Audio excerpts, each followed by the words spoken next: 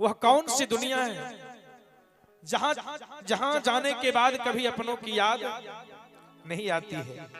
जब तक लोग यहाँ रहते हैं तब तक समाज की चिंता होती है, परिवार की चिंता होती है, बेटे की चिंता होती है, बेटी की चिंता होती है। लेकिन यहाँ से जाने के बाद वो कौन सी दुनिया है जहां जाने के बाद कभी अपनों की याद नहीं आती है। गौर करेंगे, लिखा कवि ने, और जे जे कायल से भुलाइल समझ में नया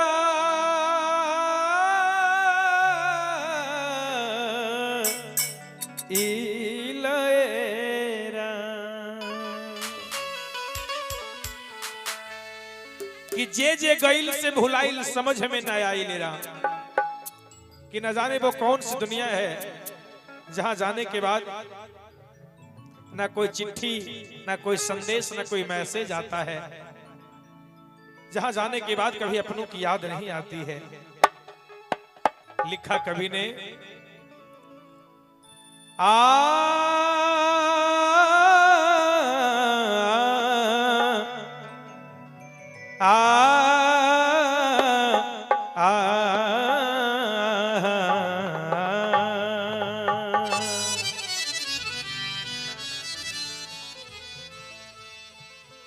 और जे जे गईल से भुलाइल समझ में नया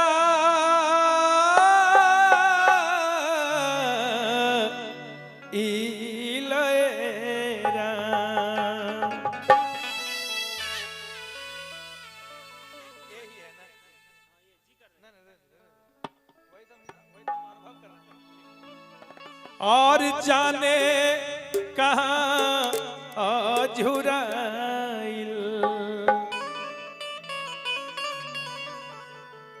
और जाने कहाँ अझुराइल, और लौट के नया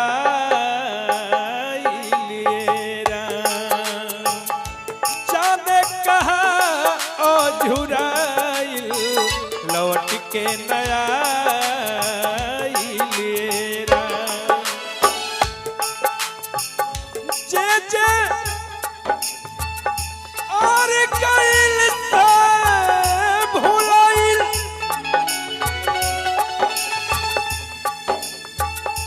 जे जे गईल से भुलाइल समझ में नया इलेरा।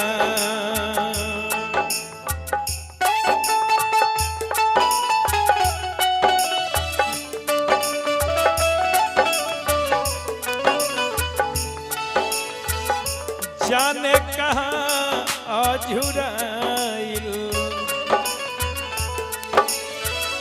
जाने कहाँ अझुराइल, लौट के नया लेरा।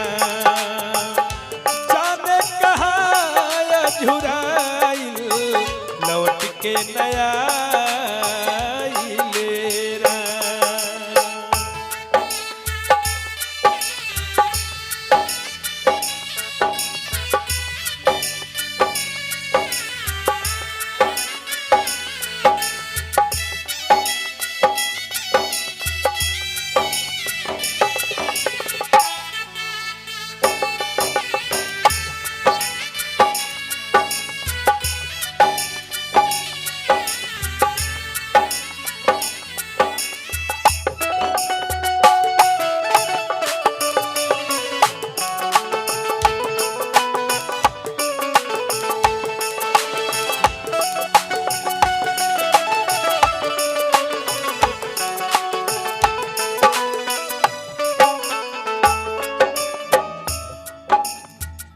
जाने कहाँ अझुराइल,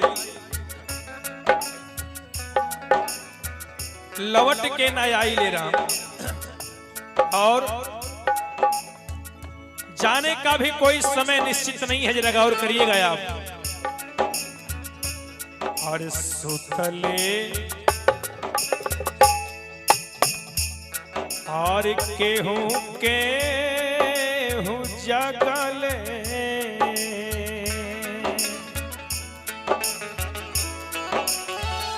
कि कोई सोते सोते चले जाते हैं, अच्छी तरह से जाग नहीं पाते हैं, कोई खाते खाते चले जाते हैं, तो कोई चलते चलते चले जाते हैं, तो कोई बैठे बैठे चले जाते हैं।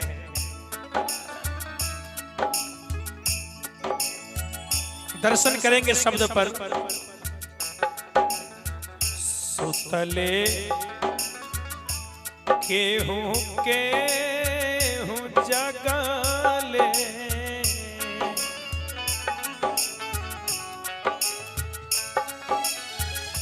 और सुतले और केहूं जगले सुतले केहूं जगले केहूं अनहुआ इलेरा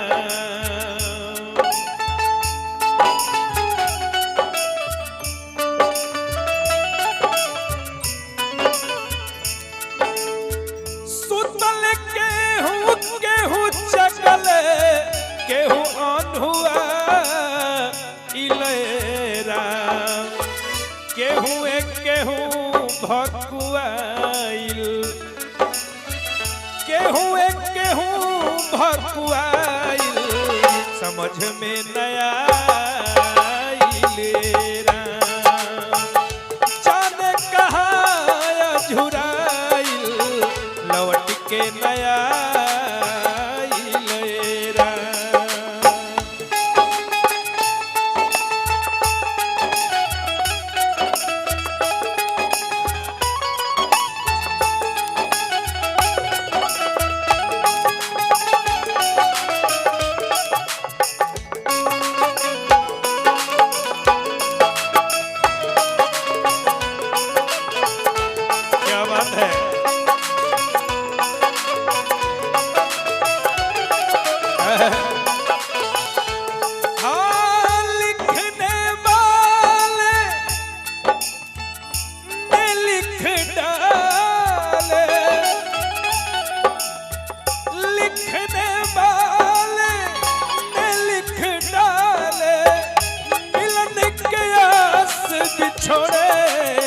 असहुने दूर जाना दिन रे गए छोड़े हो असहुने दूर जाना दिन रे गए छोड़े।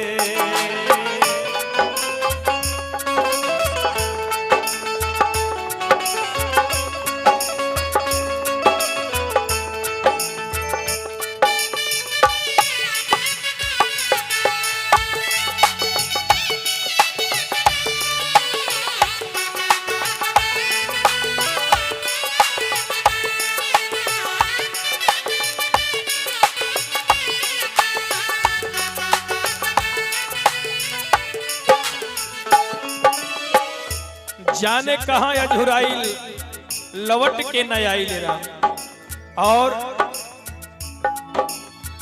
एक बात ध्यान देंगे, यहाँ हम और आप चाहे जितना भी यानी बना लीजिए, जितना भी यानी कमा लीजिए, जितना मकान हो बना लीजिए, जितनी गाड़ी हो की यानी खरीद लीजिए, लेकिन साथ में कुछ जाने वाला नहीं है। लिखा कवि ने हर संगवा में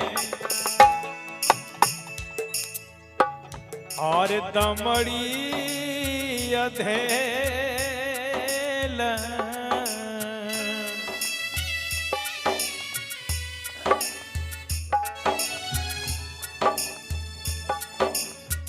हाथवा में दमड़ी अधेला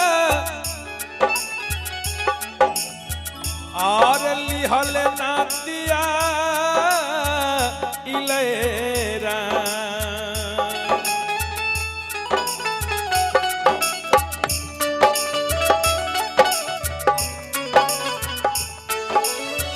हाथवा में तो बड़ी अंधेला लिहल ना दिया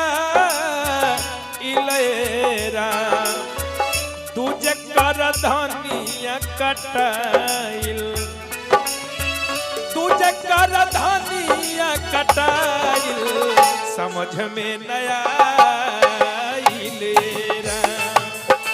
तुझे कर धनिया कटाइल, समझ में नया